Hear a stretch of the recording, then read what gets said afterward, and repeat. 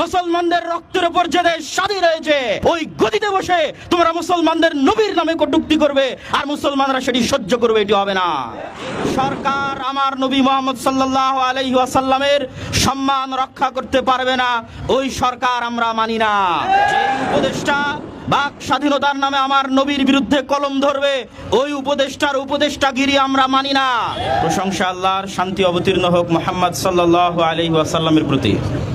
সম্মানিত উপস্থিতি, সম্মানিত দর্শক মণ্ডলী এবং রাষ্ট্রের বিভিন্ন পর্যায়ের দায়িত্বশীল বৃন্দ, সকলকে উদ্দেশ্য করে আমরা আজকে আমাদের ইউনাইটেড উম্মাহর পক্ষ থেকে আয়োজিত উক্ত মানববন্ধন থেকে একটি বিষয় স্পষ্ট করে বলতে চাই যে যারা আমাদের নবী মুহাম্মদ সাল্লাল্লাহু আলাইহি ওয়াসাল্লামের নামে কটূক্তি করে এই অজুহাতে যে তাদের বাক স্বাধীনতার দরকার আছে, যেমন রাখাল সাহা সে তার ফেসবুক পোস্টে লিখেছে যে আল্লাহর নবীকে গালি দেওয়া আর আল্লাহ সুবহানাহু ওয়া তাআলাকে গালি দেওয়া এটি হচ্ছে তাদের বাক স্বাধীনতা। বলে নাউজুবিল্লাহ।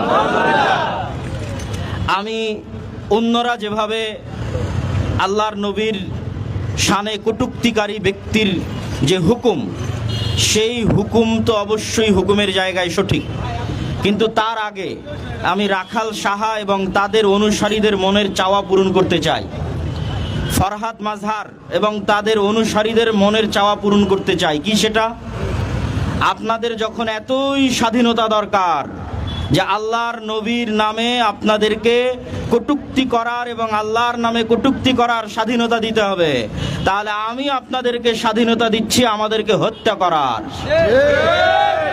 বাংলাদেশের 16 কোটি মুসলমান আল্লাহর নবীর সম্মানের জন্য নিহত হতে প্রস্তুত না প্রস্তুত নয়? বাংলাদেশের 3 থেকে 3.5 কোটি আহলে হাদিস আল্লাহর নবীর সম্মানের জন্য শহীদ হতে প্রস্তুত না প্রস্তুত নয়? তো আমি রাখাল সাহাদের বলতে চাই, আল্লাহর নবীর নামে কটূক্তি করার পূর্বে তোমাদের ট্যাঙ্ক, তোমাদের বোমা, তোমাদের গুলি দিয়ে আমাদের হত্যা করো। আমাদের হত্যা করার স্বাধীনতা তোমাদের দিয়ে দিলাম, যাও। বাংলাদেশের 16 কোটি মানুষকে হত্যা করার পর আল্লাহর নবীর নামে কটূক্তি করার সাহস দেখাতে হবে। আর বাংলাদেশে একজন মুসলমান বেঁচে থাকবে, একজন আহলে হাদিস সালাফি বেঁচে থাকবে, আর তোমরা কটূক্তি করবে, এটি হতে দেওয়া যাবে না। রাখাল সাহাকে আরো একটা স্বাধীনতা দেই। রাখাল সাহা এবং ফরহাদ মাজহার যাদের এতই বাক স্বাধীনতার দরকার, তোমরা যদি বীর পুরুষ হও, কাপুরুষ যদি না হয়ে থাকো, মায়ের সন্তান যদি হয়ে থাকো, তো ভারতে বসবাসরত কয়েকশো কোটি হিন্দুদের যারা সম্মানিত দেব দেবী আছে, কালী আছে, দুর্গা আছে, ভগবান আছে, এতই যখন বীর পুরুষ, তো ভারতের হিন্দুদের দেব দেবীদের নিয়ে কটূক্তি করার বাক স্বাধীনতা তোমার মনে জাগে না?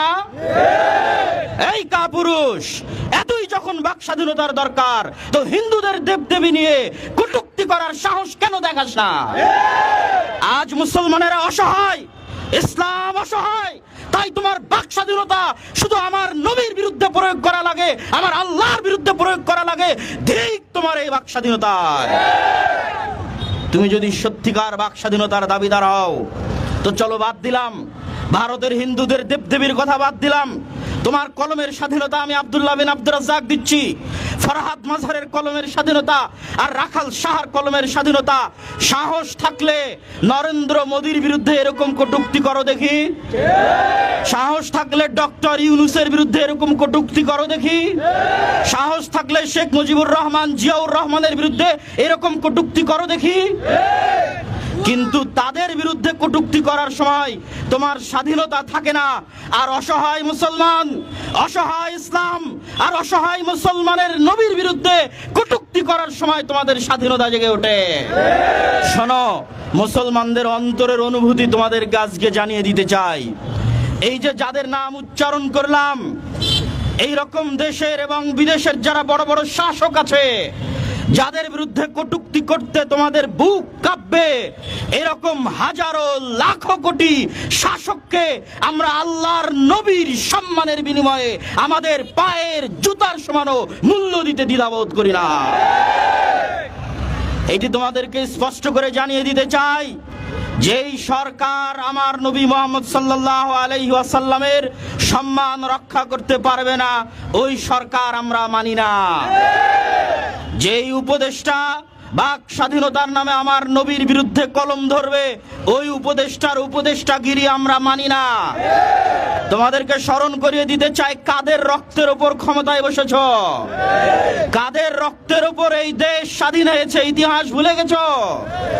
1757 সাল নবাব সিরাজউদ্দৌলার সেই পলাশির আম্রকাননের ইতিহাস থেকে শুরু করে 1831 সালের বালাকোটের ইতিহাস থেকে শুরু করে 1857 সালের সিপাহী বিদ্রোহ থেকে শুরু করে 1947 সালের দুই দ্বিজাতি তত্ত্ব থিওরির উপর ভিত্তি করে মুসলমানদের আলাদা স্বাধীন রাষ্ট্র আন্দোলন থেকে শুরু করে 52 ভাষা আন্দোলন থেকে শুরু করে 71 স্বাধীনতা আন্দোলন থেকে শুরু করে 24 জুলাই আন্দোলন পর্যন্ত যত রক্ত ঝরেছে তার 90% বেশি রক্ত এদেশের মুসলমানেরা দিয়েছে।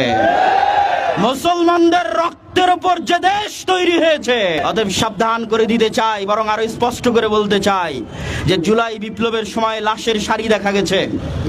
যারা এই জুলাই বিপ্লবের হাজার হাজার মানুষকে হত্যা করেছে তাদেরও ক্ষমা হতে পারে, কিন্তু আল্লাহর নবীর নামে কটূক্তিকারীর কোনো ক্ষমা আছে?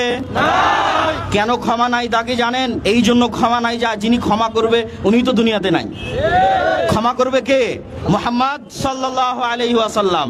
তো তুমি কটূক্তি করেছো আল্লাহর নবীর নামে, আল্লাহর নবী দুনিয়াতে জীবিত আছে? তো ক্ষমার কোনো রাস্তা আছে? ক্ষমার কোনো রাস্তা নাই। অতএব তোমরা জুলাই বিপ্লবের সময় যেমন লাশের সারি দেখেছো, বাংলাদেশের 16 কোটি মানুষ আর 3 থেকে 3.5 কোটি আহলে হাদিস তারা আল্লাহর নবীর সম্মানের জন্য, ইজ্জতের জন্য ওই রকম লাশ নিহত হয়ে যাবে, তবু আল্লাহর নবীর সম্মানকে রক্ষা করেই ছাড়বে ইনশাআল্লাহ। আজকে বক্তব্যের শেষের দিকে এসে গাজী ইলমুদ্দিন রাহিমাহুল্লাহর একটি সংক্ষিপ্ত ঘটনা বলে আমার বক্তব্য শেষ করব। গাজী ইলমুদ্দিন ভারত উপমহাদেশের একজন বৃহৎ সম্মানিত ব্যক্তি, যিনি রাজপাল যে রঙ্গিলা রাসূলের লেখক ছিল, সেই রঙ্গিলা রাসূলের লেখককে হত্যা করেছিল। তাকে হত্যা করার পর ব্রিটিশ সরকার গ্রেফতার করে তার ফাঁসির আদেশ বাস্তবায়ন করেছিল। যখন ইলমুদ্দিনের ফাঁসির আদেশ দেওয়া হয়, তখন ইলমুদ্দিনের পক্ষে মামলা লড়ার জন্য কায়েদে আজম মোহাম্মদ আলী জিন্নাহ তিনি উকিল হিসেবে সেই মামলার দায়িত্ব গ্রহণ করেন। আর ফাঁসি বাস্তবায়ন হওয়ার পর তার লাশের জানাজা করতে দেওয়া হয়নি, মাটিতে দাফন করে দেওয়া হয়েছিল। তখন আল্লামা ইকবাল তার ব্যক্তিগত জামানতের ভিত্তিতে সেই লাশ কবর থেকে উঠিয়ে লাহোরে নিয়ে গিয়ে জানাজার সালাত আদায় করে